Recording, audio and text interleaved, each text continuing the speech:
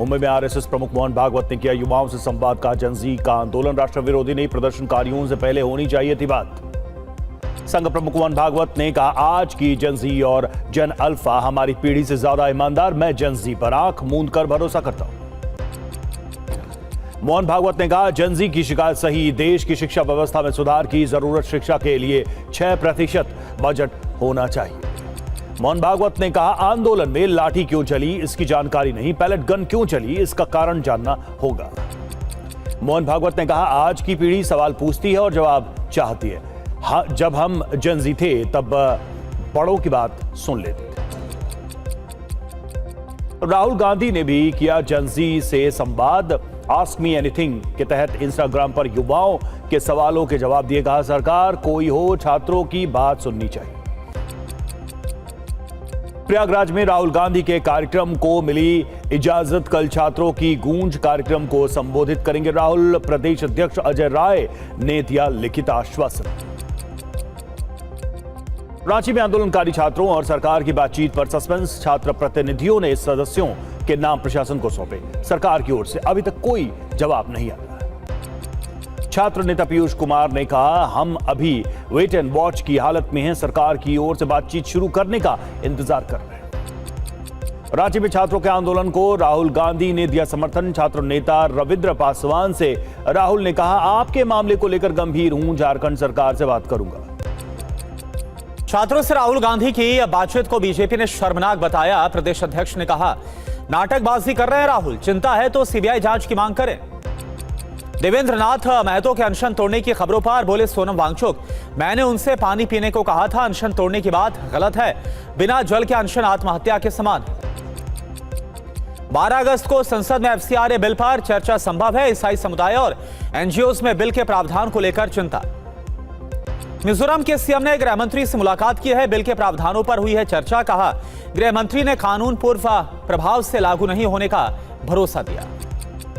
गृह मंत्री अमित शाह से मिला ईसाई समुदाय, गृह मंत्री ने प्रतिनिधियों की आपत्तियों और सुझावों पर विचार करने का आश्वासन दिया।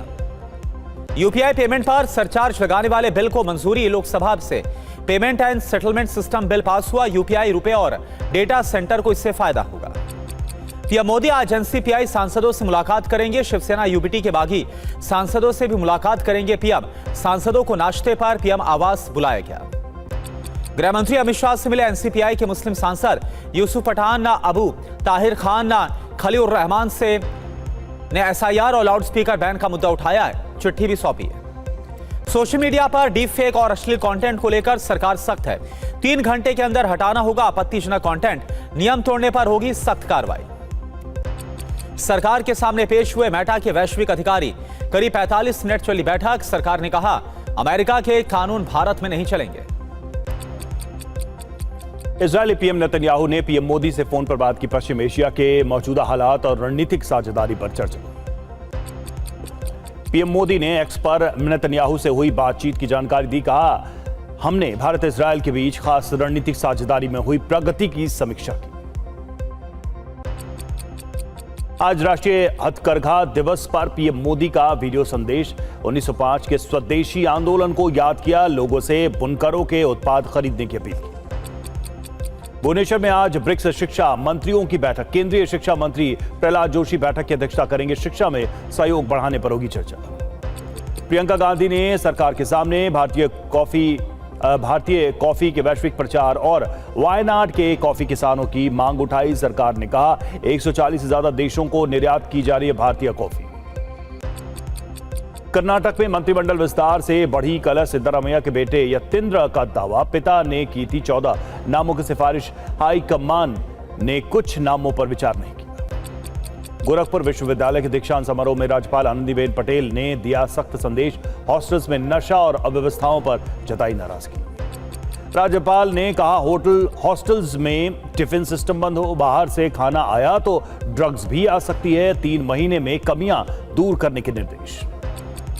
बिहार के सभी विधायक ले रहे एआई की ट्रेनिंग। विधानसभा में विधायकों को दिया गया एआई का प्रशिक्षण। सम्राट चौधरी ने किया सीएम क्षेत्र विकास योजना पोर्टल का शुभारंभ।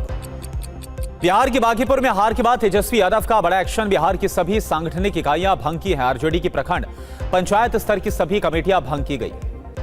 यूपी चुनाव को लेकर कांग्रेस ने संगठन में किए हैं बदलाव। 6 नए सचिव नियुक्त किए गए। अभिषेक दत्ता, कुणाल चौधरी, जगदीश चंद्र, संजीव आर्य, वरुण चौधरी और अब्दुल हन्नान सचिव बने। यौन शोषण के मामले में बरी होने के बाद बृजभूषण शरण सिंह ने पॉक्सो कानून पर सवाल उठाया। कहा, कानून की समीक्षा होनी चाहिए, किसी पर भी झूठे आरोप लगाए जाते हैं। आज से दिल्ली विधानसभा के मानसून सत्र की शुरुआत। सरकार पेश करेगी 3 अहम बिल।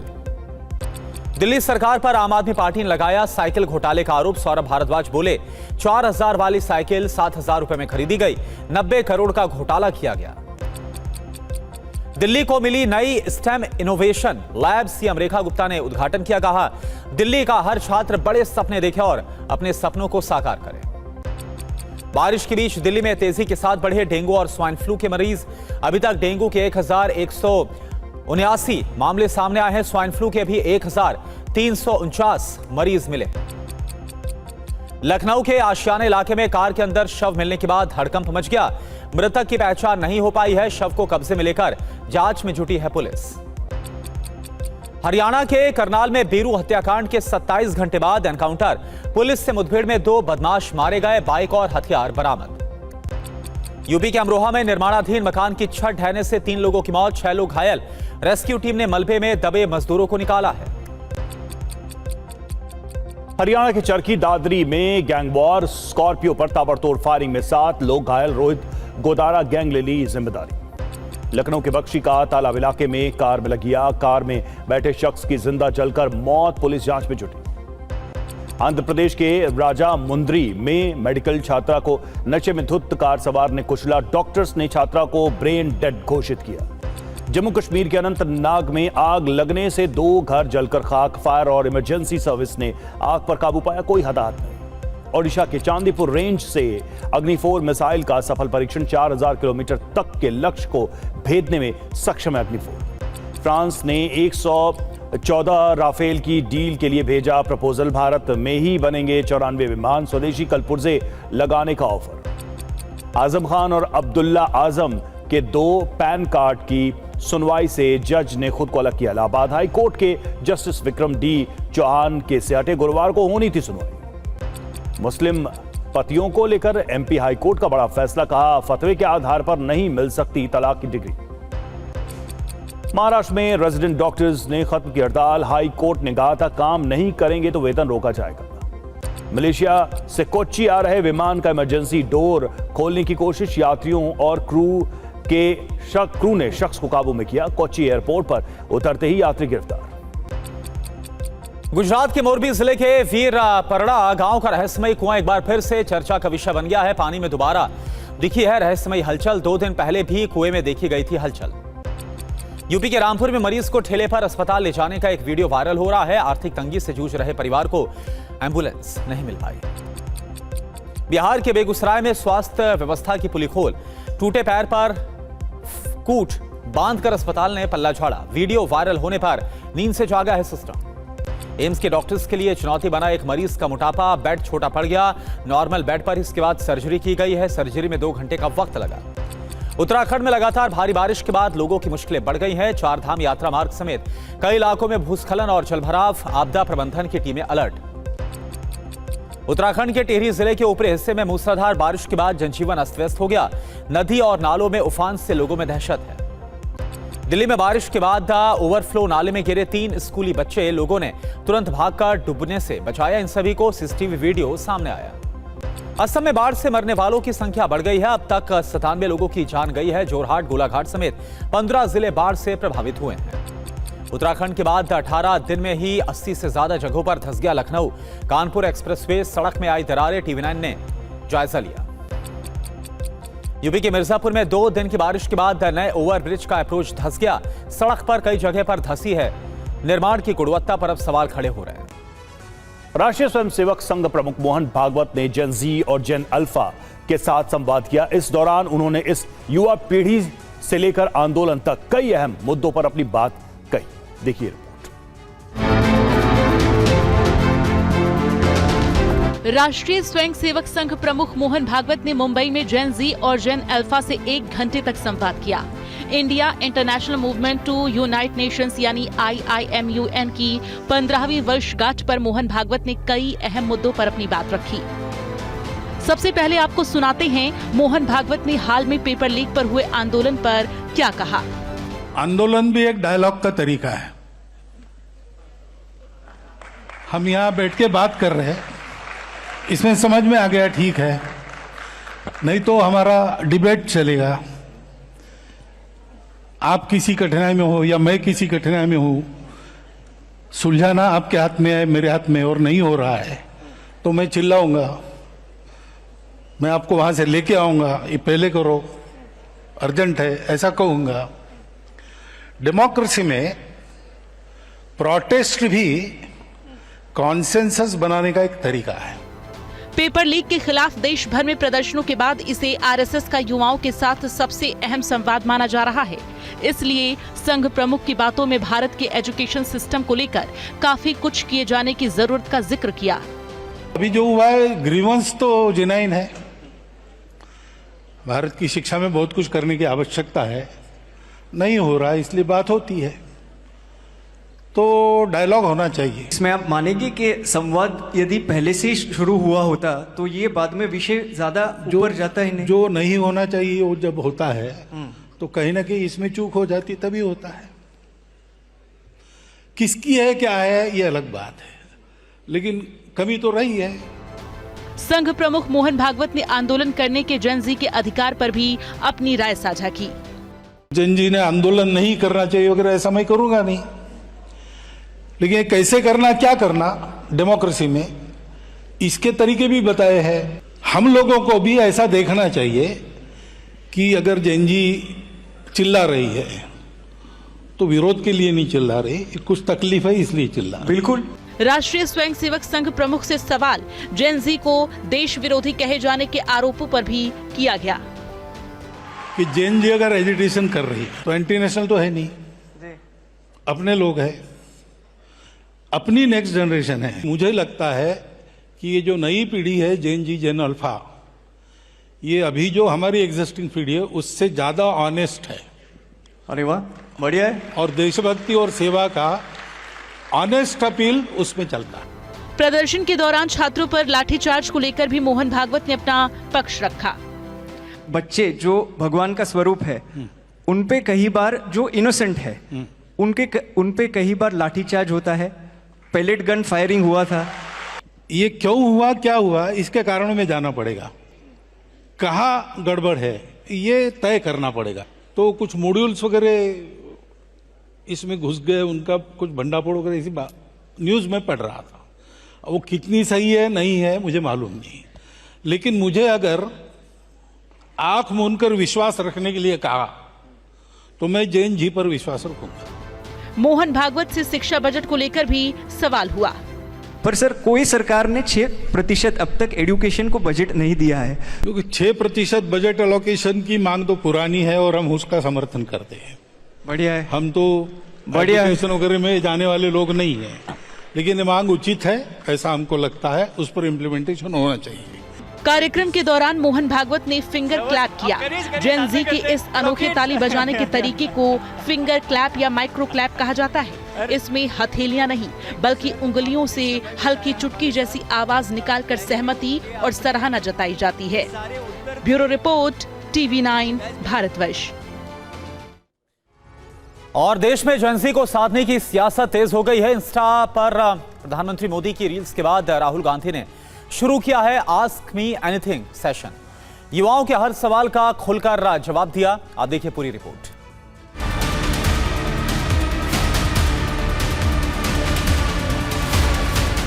जेन ज़ी बदलते भारत की नई पहचान, जिनकी भाषा तकनीक है, जो बदलाव से नहीं डरती, सवाल करती है।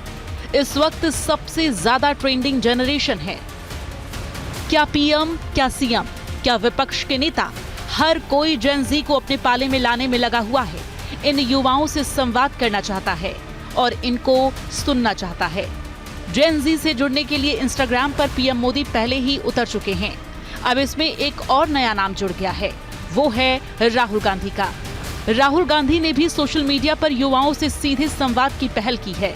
राहुल ने इंस्टाग्राम पर आस्क मी एनीथिंग सेशन शुरू किया है, जिसमें छात्रों और जेन जी यूजर्स को कोई भी सवाल पूछने की आजादी है। राहुल गांधी ने सवालों का जवाब इंस्टाग्राम स्टोरी में पोस्ट करके दिया।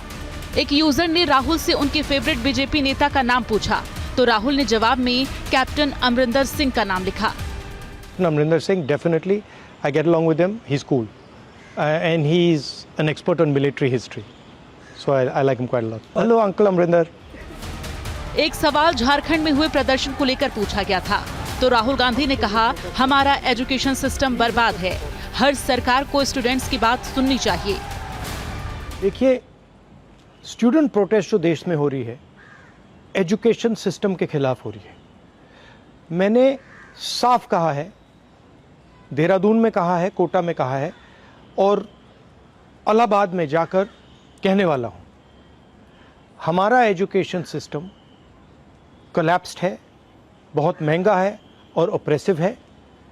हर सरकार को स्टूडेंट्स की बात सुननी चाहिए और एजुकेशन सिस्टम को बदलने के लिए एक्शन लेना चाहिए, चाहे वो कांग्रेस की सरकार हो, नेशनल सरकार हो या झारखंड की सरकार। शिक्षा व्यवस्था पर पूछे सवाल पर राहुल गांधी ने आरएसएस को निशाने पर लिया। Education system is busy destroying thinkers. The USP of our education system now, especially since the RSS has captured it, is how not to make young Indian people think for themselves.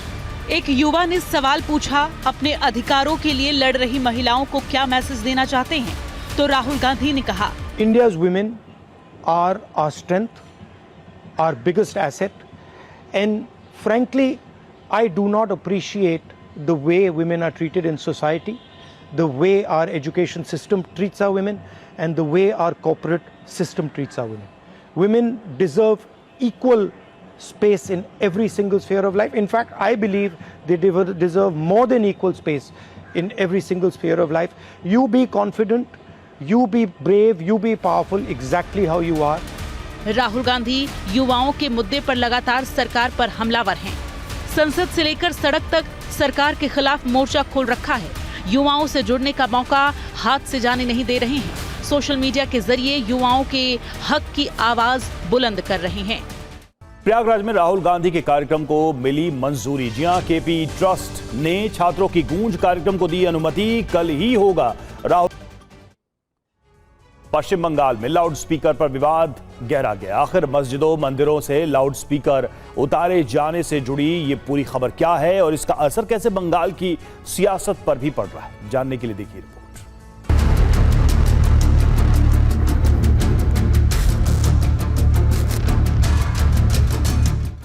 पश्चिम बंगाल में loudspeaker हटाने का विवाद गर्माता जा रहा है। महज 2 दिनों के अंदर करीब 1500 धार्मिक स्थलों से लाउडस्पीकर हटवा दिए गए। इनमें 1279 मस्जिद और 199 मंदिर हैं। ये एक्शन मालदा, मुर्शिदाबाद, पश्चिम मिदनापुर, उत्तर दिनाजपुर समेत कई जगहों पर दिख रहा है। गए 2-3 दिन से देखा जा रहा है मालदा, मुर्शिदाबाद, उत्तर दिनाजपुर, पश्चिम मिदनापुर अलग अलग जिला पे जो मस्जिद है उन पे जो माइक लगा हुआ है वो खोला जा रहा है। और मुर्शिदाबाद, मालदा से सबसे ज़्यादा ऐसा तस्वीर आया है जहाँ पे मस्जिद में लगे हुए जो माइक्स है उनको खोला जा रहा है। इस बीच ममता बनर्जी से बगावत करने वाले 3 बागी सांसदों ने दिल्ली में अमित शाह से मुलाकात की। बहरामपुर से सांसद यूसुफ पठान, मुर्शिदाबाद से सांसद अबू ताहिर खान और जहांगीरपुर से सांसद खलीलुर रहमान ने गृह मंत्री को ज्ञापन सौंपा। इसमें लाउडस्पीकर हटाए जाने का जिक्र है। मस्जिद, मंदिर जहाँ भी माइक बजता है वो सुप्रीम कोर्ट, हाई कोर्ट का डायरेक्शन के मुताबिक चले, वही उनके पास हम लोग निवेदन किया। उन्होंने देखेंगे, समझेंगे। मस्जिद से लाउडस्पीकर हटाए जाने के फैसले के विरोध में बागी विधायकों का गुट आज मुख्यमंत्री शिवेंदु अधिकारी से मिल सकता है। एनसीपीआई के इन तीनों विधायकों के तेवर से बीजेपी प्रदेश अध्यक्ष भी भड़के हुए हैं। समीक भट्टाचार्य ने मस्जिद से लाउडस्पीकर हटाने के फैसले को लेकर बागी टीएमसी विधायकों के रुख को लेकर नाराजगी जताई है। उन्होंने कहा कि ये एक लोकतांत्रिक देश है, कोई भी आंदोलन या विरोध कर सकता है, लेकिन उन्हें ये भूलना नहीं चाहिए कि वो एनडीए में हैं और अब यहाँ बाबर का शासन नहीं है और ना ही कोई तुगल की व्यवस्था है। वो लोग दोहरे स्टैंडर्ड रखने से बचें। बंगाल की जनता इसे स्वीकार नहीं करेगी। वहीं इंडियन सेक्युलर फ्रंट के विधायक नौशाद सिद्दीकी ने पुलिस की कार्रवाई पर सवाल उठाया है और कहा कि बिना किसी लिखित आदेश के मस्जिदों से लाउडस्पीकर हटाए जाने पर वो कोर्ट जाएंगे। अब आपको बताते हैं कि बंगाल में लाउडस्पीकर को लेकर नियम क्या है। बंगाल के शोर प्रदूषण नियम 2000 के मुताबिक दिन के समय लाउडस्पीकर के इस्तेमाल के लिए पहले से ही पुलिस की अनुमति जरूरी है। इसके अलावा साउंड लिमिटर का इस्तेमाल करना जरूरी है और आवाज की तय सीमा 50 से 75 डेसिबल तक होनी चाहिए। ऐसा ना होने पर लाउडस्पीकर हटवा लिए जाते हैं। लाउडस्पीकर वाले इस एक्शन पर कोलकाता की नाखोदा मस्जिद के इमाम क्या कह रहे हैं, अब ये सुनिए। पोल्यूशन कंट्रोल बोर्ड जो है ये पहले से आवाज़ के हद को मुकर्रर किया हुआ है कि किस इलाके में माइक कितने डेसिबल में बजाया जा सकता है। ये खुद पोल्यूशन कंट्रोल बोर्ड ने इसको तय किया हुआ है। इसमें आवाज़ कंट्रोल करने के बारे में ऑर्डर है, माइक हटाने के बारे में, चोंगा हटाने का ऑर्डर नहीं है। मतलब पश्चिम बंगाल में लाउडस्पीकर का मुद्दा बहुत लाउड है और आने वाले दिनों में इस पर सियासत गरमानी तय है। Bureau report, TV9 Bharatvarsh. Prayagraj में कल होने वाले छात्रों से राहुल गांधी के संवाद कार्यक्रम को इजाजत मिल गई है। प्रशासन की शर्तों पर यूपी कांग्रेस अध्यक्ष अजय राय के लिखित आश्वासन के बाद उन्हें इजाजत दी गई है। राहुल गांधी यहां युवाओं से पेपर लीक, बेरोजगारी और महंगी शिक्षा व्यवस्था जैसे मुद्दों पर संवाद करेंगे। समाजवादी पार्टी के नेता आजम खान और अब्दुल्ला आजम के 2 पैन कार्ड्स की सुनवाई मामले में जज ने खुद को अलग कर लिया। मामले की सुनवाई गुरुवार को होनी थी। इससे पहले ही इलाहाबाद हाईकोर्ट के जस्टिस विक्रम डी चौहान सुनवाई ना करने की बात उनकी तरफ से कही गई और मामले को चीफ जस्टिस की कोर्ट में भेज दिया गया। लखनऊ में मुख्यमंत्री योगी आदित्यनाथ ने राज्य की युवा नीति के लिए समीक्षा बैठक की है। इस दौरान रोजगार सृजन, कौशल विकास, स्टार्टअप और युवा सशक्तिकरण पर जोर दिया गया और इसके साथ ही सीएम ने महिला सुरक्षा, जलभराव, बाढ़ प्रबंधन जैसे मुद्दों की समीक्षा की है। यौन शोषण मामले में बरी होने के बाद पूर्व बीजेपी के सांसद बृजभूषण शरण सिंह ने पॉक्सो कानून पर सवाल उठाए। उन्होंने कहा कि इस कानून की समीक्षा होनी चाहिए। उनके मुताबिक जिले में पॉक्सो लगाने वाला संगठन एक्टिव है। जैसा पैसा खर्च करेंगे उसी हिसाब से पॉक्सो एक्ट लगाया जाएगा। कांग्रेस ने यूपी चुनाव को लेकर संगठन में बदलाव किया है। इस बदलाव के तहत प्रदेश में 6 नए सचिव नियुक्त किए गए हैं। अभिषेक दत्त, कुणाल चौधरी, जगदीश चंद्र, संजीव आर्य, वरुण चौधरी और अब्दुल हन्नान को सचिव बनाया गया। गोरखपुर विश्वविद्यालय के दीक्षांत समारोह में राज्यपाल आनंदीबेन पटेल ने सख्त संदेश दिया। हॉस्टल में नशा और अव्यवस्थाओं पर जताई नाराजगी और कमियों को 3 महीने में दूर करने का निर्देश दिया गया। उन्होंने कहा कि नशा मुक्त भारत का संकल्प तभी सफल होगा जब विश्वविद्यालय और छात्रावास पूरी तरह से नशा मुक्त बने। लखनऊ कानपुर एक्सप्रेसवे उद्घाटन के बाद 18 दिन में ही 80 जगह पर धंसने के मामले सामने आए हैं। प्रशासन ने कार्रवाई की है। एनएचएआई ने एक्सप्रेसवे बनाने वाली कंपनी को नॉन परफॉर्मर घोषित कर दिया है। कंपनी के 3 अधिकारियों को हटा दिया गया और मामले की जांच आईआईटी खड़गपुर की टीम अब करेगी। लखनऊ सीआरपीएफ के जवान की संदिग्ध परिस्थितियों में मौत के मामले में परिवार वालों ने बुद्धेश्वर चौराहे पर जवान के शव के साथ प्रोटेस्ट किया। परिवार ने दोबारा से पोस्टमार्टम करने की मांग की। मणिपुर में तैनात सीआरपीएफ जवान की संदिग्ध हालत में गोली लगने से मौत हुई थी। लखनऊ के आशियाना थाना क्षेत्र के सालेह नगर चौराहे पर लावारिस खड़ी कार से शव मिलने के बाद हड़कंप मच गया। लोगों ने मामले की सूचना पुलिस को दी, जिसके बाद पुलिस ने शव को कब्जे में लेकर मामले की जांच शुरू कर दी है। लखनऊ में बख्शी का तालाब क्षेत्र में कार में आग लग गई। हादसे में ड्राइवर सीट पर बैठे युवक की जिंदा जलकर मौत हो गई। मृतक की शिनाख्त हो रही है। आग लगने के कारण शॉर्ट सर्किट इसे बताया जा रहा है। पुलिस ने हर एंगल से तफ्तीश शुरू कर दी है। रामपुर में एक परिवार मरीज को ठेले पर अस्पताल ले जाने के लिए मजबूर हो गया। वीडियो सोशल मीडिया पर वायरल है और इस मामले को लेकर सबसे चौंकाने वाली बात यह है कि बीमार की पत्नी के पास मोबाइल रिचार्ज कराने के लिए पैसे नहीं थे, इसलिए एम्बुलेंस नहीं बुला पाई और पति को ठेले पर जिला अस्पताल लेकर गई। उत्तर प्रदेश के राज्यपाल आनंदीबेन पटेल ने दीनदयाल उपाध्याय गोरखपुर विश्वविद्यालय के निरीक्षण के दौरान विश्वविद्यालय प्रशासन और छात्रावासों की व्यवस्थाओं पर कड़ी नाराजगी जताई। देखिए रिपोर्ट। मैं राज्यपाल के तौर से नहीं कहती हूं मित्रों, मैं माता हूं। हमारे बच्चों की खुराक शुद्ध आहार होना चाहिए, और ऐसा ही खाते रहेंगे तो दिमाग ही नहीं चलेगा मित्रों। और मैंने कहा है कि जो रिपोर्ट आए ये वीसी को दे दिया जाए और भविष्य में ऐसा न हो इसके लिए प्रयास हो। दीनदयाल उपाध्याय गोरखपुर विश्वविद्यालय का 45वां दीक्षांत समारोह बड़े ही उत्साह और भव्यता के साथ समाप्त हो गया, लेकिन इस दौरान राज्यपाल ने विश्वविद्यालय में कई खामियों पर खुलकर नाराजगी जाहिर की। आप लोगों को शायद बुरा भी लगेगा, लेकिन जो हमारी कमियां हैं वो तो मुझे बताना ही पड़ेगा भाई। और ये कमियां आने वाले 3 महीने में पूरी हो। सबको मैंने कहा कि 3 महीने में पूरा करके दिखाओ मुझे। और ये तो गोरखपुर है जहाँ स्वयं हमारे मुख्यमंत्री विराजमान हैं, और वहां ही ऐसी कमियां रहेगी तो क्या होगा। राज्यपाल ने यूनिवर्सिटी के बॉयज हॉस्टल में बाहर से टिफिन आने पर भी नाराजगी जताई। उन्होंने दावा किया कि निरीक्षण के दौरान हॉस्टल से नशीले पदार्थ मिलने के सबूत मिले हैं। टिफिन का खाना बंद करवाओ, आप स्वयं अरेंज करो मित्रों, कि इतनी ताकत नहीं है। बाजार से लाना है ऑर्डर करके, और अच्छे कोई पकाने वाला हो उसको देना है।